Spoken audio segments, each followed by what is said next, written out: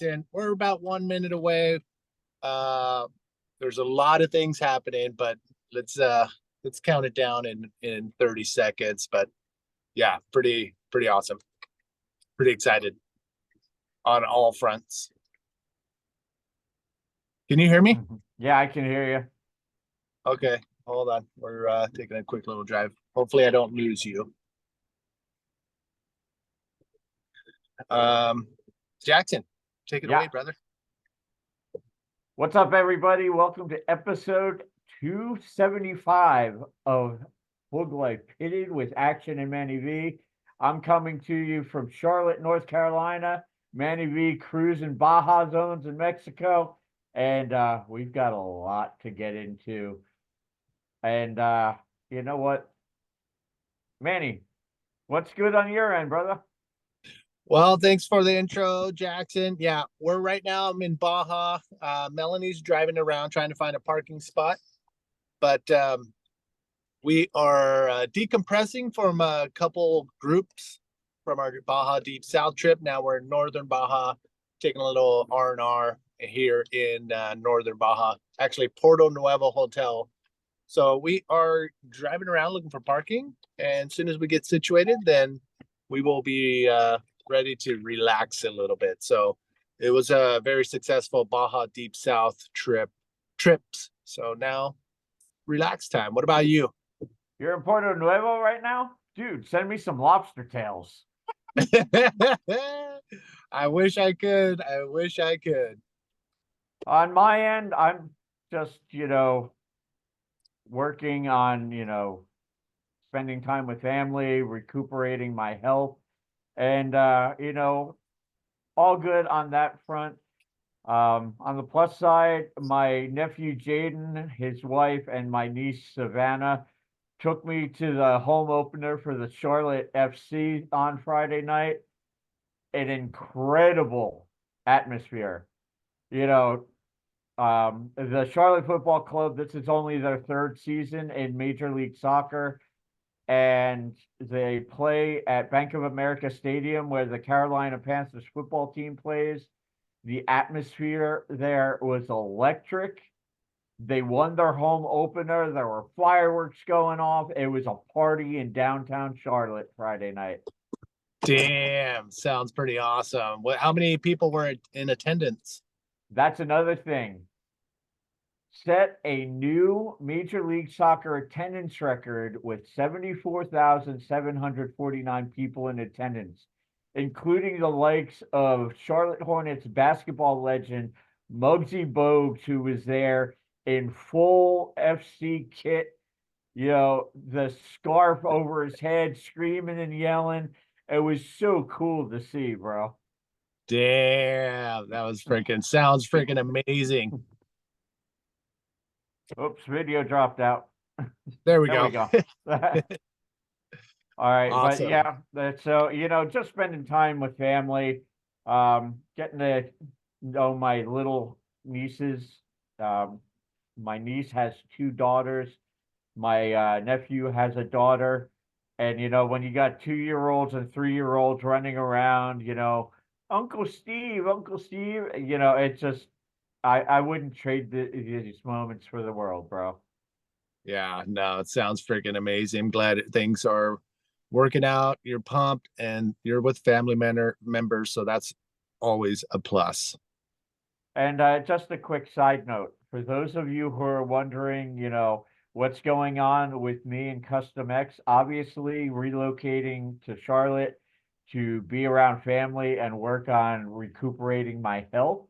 I'm not working at the factory any longer, but I am still on board as a sales rep. So, I'm still 100% down with Custom X, and they've been kind enough to be sending me messages that they miss me at the factory. But dude, I'm not, when it comes to Custom X bodyboards, I'm not going anywhere. Right on. Good to hear. And what is your territory as a sales rep? uh I'm same as it was when I was in San Diego and working at the factory in Oceanside. I will be the sales rep for New Jersey. Nice. Your home ground. Yeah, keeping it locked down, bro. And fortunately, we have Anthony Leone, the president of APB North America, as the sales rep for the rest of the East Coast. Making sure people can get their hands on all the goods from Custom X. Nice. Awesome. Well, good luck on that venture. And yeah, I'm excited to get into what we're ready to talk about. Oh, and trust me, there's no shortage of things to get into. First and foremost, shout outs.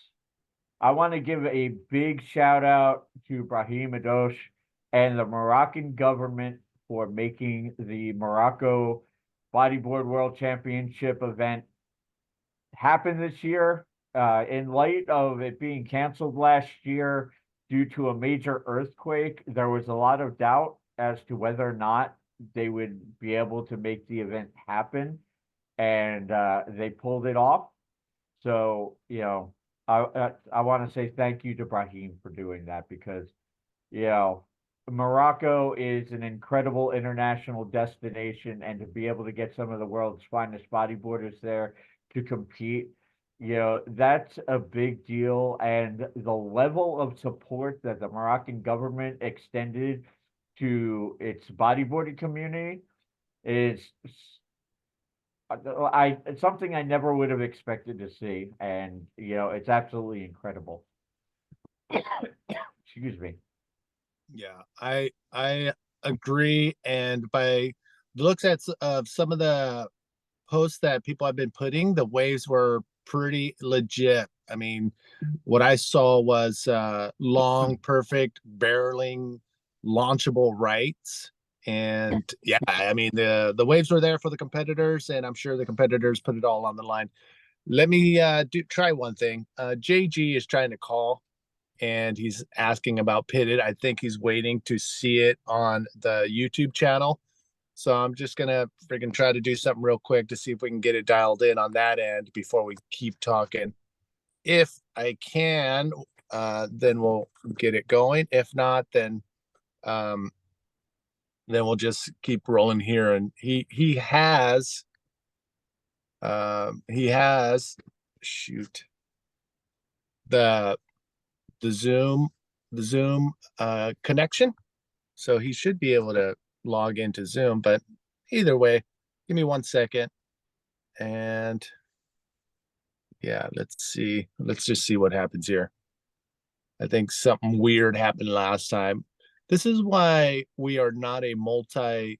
Um, yeah, you know what? We're over it. Let's get back to Zoom. If I can. She's now we're nowhere to be found. Done. There Now we you're go. sideways. Oh boy. There we It's go. not one thing, it's another. There you All right, go. Jackson. Sorry about that. No worries. Well, to keep plugging along on the bodyboard news side of things, obviously, things are a wrap with the event in Morocco. Congratulations to the event winners. Uh, Winning the junior men's was Luca Zanato from France. And, I said it before the start of the season, keep an eye on the Frenchman. Now you got to keep an eye on the junior men's division as well as the men's division because France is really carrying that flag proudly and strongly. Yeah, I mean you called it, and you're covering both bases now with the Pro Open and now the juniors. The Frenchmen, there's definitely something's happening there. I don't know what kind of program or who's leading the charge as far as getting things organized on the bodyboarding front, but I believe Nicholas Capdeville may have his fingers in some of the things going on there. But yeah, I agree. You nailed it. The French are on fire. Yeah, and then in the men's division, Gabriel Braga from Brazil taking his first World Tour win. The Brazilians, I can only imagine, were going off the wall Richter celebrating that win. We all know how passionate the Brazilians are. And, I would have loved to have been there in the midst of all of that. a big win for Braga. Yeah, I mean, you and I were there when he was competing on the world tour back in, 2012, 13, 14, 15, and so on. But these guys, there's a handful of Brazilians, there's a handful of international competitor riders that do not give up, and Braga is one of them. He's gotten, I believe he's gotten as far as the semifinal. Plus, I don't know for sure if he's made it to a final, but I think it proves to everybody how difficult it is to win a a a a competition on the world stage, and for Braga to stick with it. I mean, his emotions must have been running high that day. Yeah, and that brings us to the women's pro division.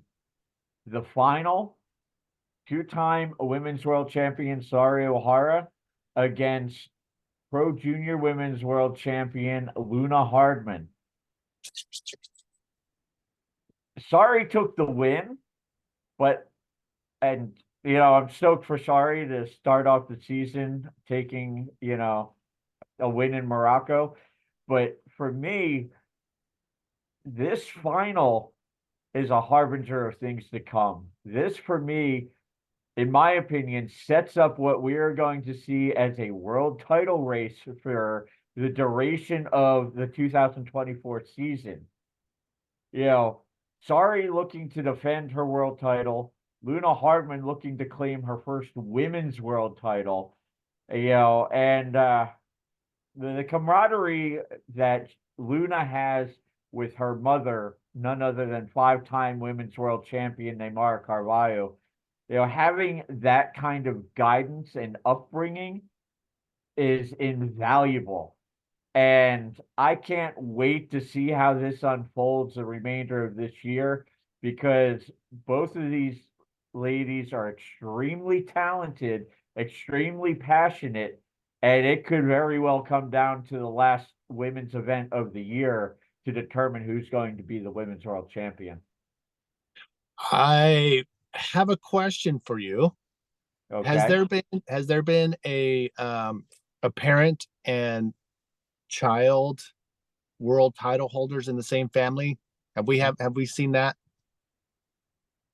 Mother daughter, no. This would be, well, it's already a first with Neymar being five-time women's world champ and Luna being junior women's world champ.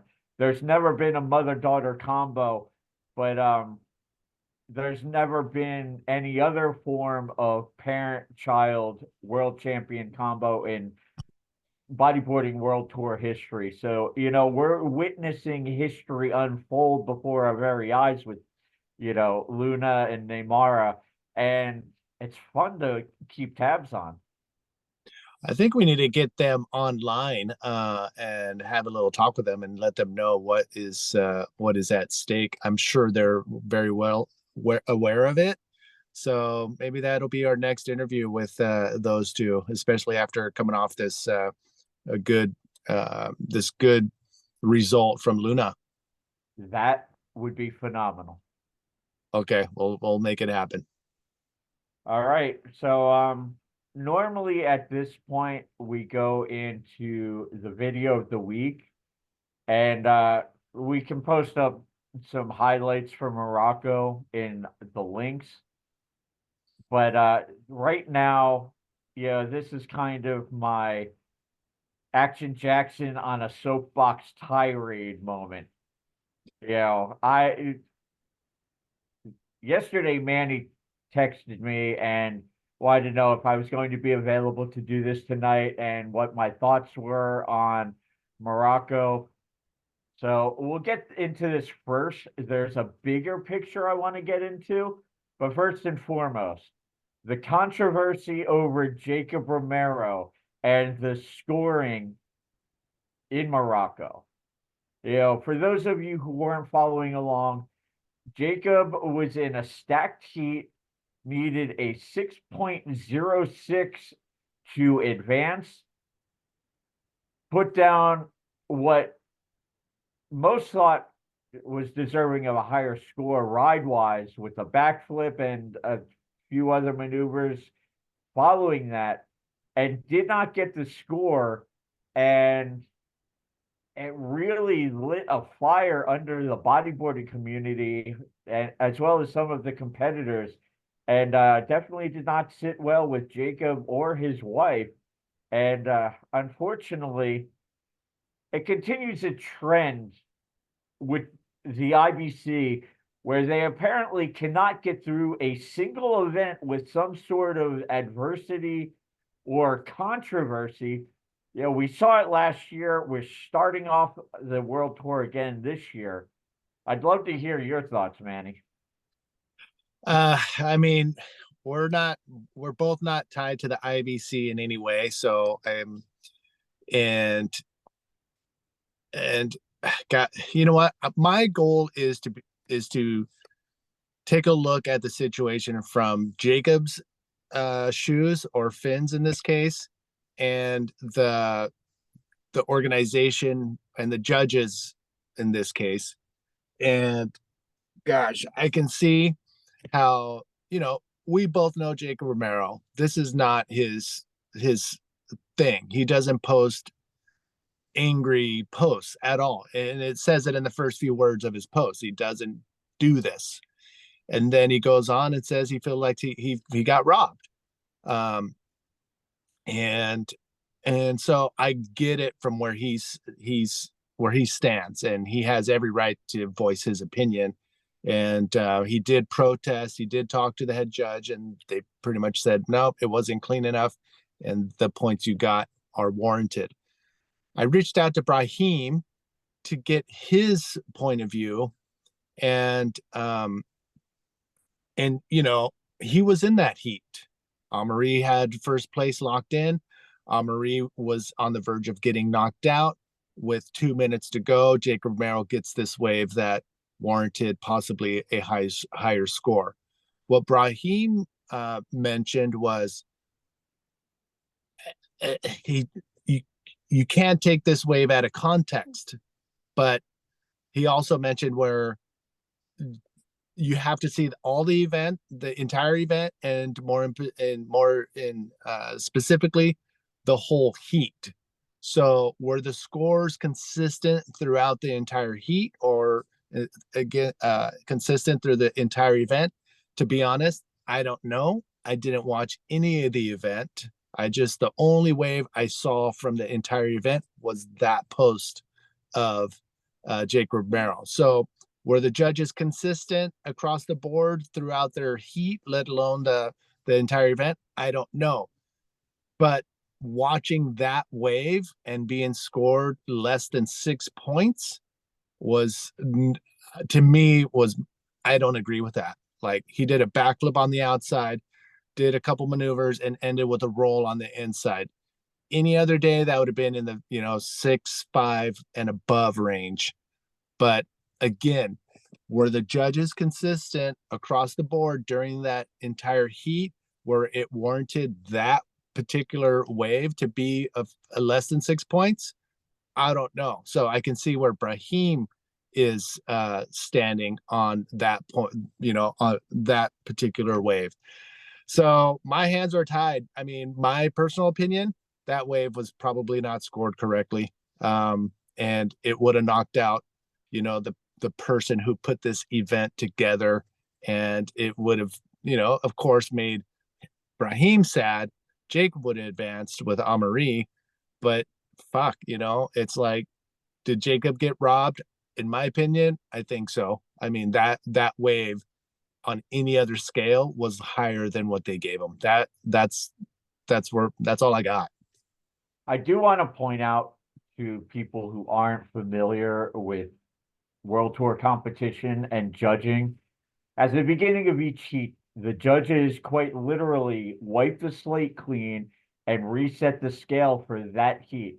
So whatever happened in the previous heat or the previous day, that is not taken into consideration. What is taken into consideration are the conditions and the maneuvers in that specific heat as it's happening. Yeah. Excuse me. With that said, I am right there with you. I think Jacob got underscored and there was a certain level of inconsistency. I'm not trying to throw the judges under the bus. They have the most underappreciated job on the world tour. But, when you're talking about this level of competition, there also, with that, needs to be a certain level of consistency in the scores. I mean, any sport where there's subjective scoring at hand, you're always going to be faced with challenges of this caliber. But at the world stage, you would hope that these things would not happen as often as they have been. So yeah, Jacob posting what he posted, fair, like he's able to do whatever he wants. But the fact is, were the judges, I mean, the question is, were the judges inconsistent, and did Jacob get underscored in that heat for that wave? That's the Now, question at hand. now, the bigger picture I want to get into. And I've been biting my tongue on this for a while now. You know, it's 2024. Another IBC World Tour season is scheduled and underway. No pipeline, no Chopu. Now Arica is off the schedule. Last season, you alienated the 10-time world champion Mike Stewart. This year, the defending men's world champion has opted not to compete on the world tour. Payment for the Arica Cultura, or as we used to know it, the Arica Chilean Challenge, still has not been resolved. The IBC has failed to resolve that situation and make sure that payment is given out. Given a lot of that falls on the government and their broken promises on how much the prize person would be and how much would be paid out. But, and then again, as I mentioned previously, the curse of the IBC since day one is they cannot run an event without having some sort of adversity or controversy that undermines their legitimacy as the governing world body for professional bodyboarding. And it's really frustrating to see. And then you throw in little things which I have nitpicked a little bit in the past, whether it's the golf-like commentary or, the lack of spelling and grammar on their social media posts and press releases. It all looks really unprofessional and it's frustrating as hell. If this were any other sports league or any other corporation, after 5 years, half a fucking decade, if you don't have your shit together by now, you're out the fucking door. Change of heads in the boardroom, heads would roll. And unfortunately, the IBC keeps plugging along, doing the same old, with the same lackluster results. I feel really bad for the competitors on the world tour because, this is all of the things that come into people's minds when they book that ticket, and travel to compete. Am I going to get fair judging? Am I going to get paid? And that's a major issue. And I, like I said, I've been biting my tongue for a long time, and I'm not trying to throw anybody under the bus, but it's like, get your shit together, or maybe it's time for a change. I mean, it sounds like there needs to be a change, but the people that are currently in those positions, I'm sure don't want to give up those power seats that they are sitting in. I mean, why would you want to give up a seat to somebody who is better than you at that job? I mean, especially if you feel like you deserve it. The people that are in charge I feel like probably don't want to give up those reins I'll be because straight up. I'll be straight up right now, Manny. You know, as much as I have tried to support the IBC World Tour, I just have this bitter taste in my mouth for what we've been seeing. And I can't help but feel that they are failing the bodyboarding community, you know, the competitors, the fans, everybody across the board, and they're failing miserably. I mean, we saw what happened with the APB. We had a sanctioning body. We had, a tour director, a technical advisor, both who were working their asses off to, uh, you know, bring these event promoters and organizers of these events around the world under one umbrella. And from where I was, they were doing an incredible job to make that happen. Unfortunately, what happened was these event promoters uh, didn't see the amount of money that had to be paid to make sure that the APB sanctioning body were taken care of. They didn't feel like that they had to pay for that, so they took it upon themselves. The event promoters, the organizers collaborated amongst themselves and said, and eventually, essentially said, we don't need the APB. We can do it better. And this is their better. Well, you know, something similar was the reason that the GOB back in the late 90s, early 2000s didn't last long. You know, the promoters, you know, got ahead of themselves and felt they deserved more. And, you know, there were a lot of people pulling out of the GOB World Tour. And, you know, for me, this is almost history repeating itself. You know, in the past 25 years, we've gone through the GOB, the IBA, the IBA Party Limited, the APB, and now the IBC. And unfortunately, when push comes to shove, at the end of the day, nobody has been able to figure it the fuck out. And it's frustrating. You know, everybody knows I have an extremely high passion level for the sport of bodyboarding. And to see this vicious cycle continue, it drives me nuts, man. It gets under my skin, you know, and there's got to be a better way. There's got to be a solution. You know, bodyboarding's got to get out of its own godforsaken way. Yeah. Yeah. I agree with you on that. So essentially, what do you think has to be done? Honestly, at this point, the IBC gets my vote of no confidence. We need, you know, new leadership, potentially an entirely new organization to organize and run the world tour. And a big recurring problem is having to rely so heavily on government funding because, you know, it happened in Arica last year. It's happened at other points in time in other places for the world tour where the government, you know, promises a certain amount of money for the prize purse and either doesn't deliver that amount, they deliver something less, or everybody has to wait to get paid. And this has been a recurring issue for a long time, and there's got to be a better way. I mean, you know, everybody talks about how there's not much money in the sport of bodyboarding. There's not a lot of support outside of the bodyboarding industry itself.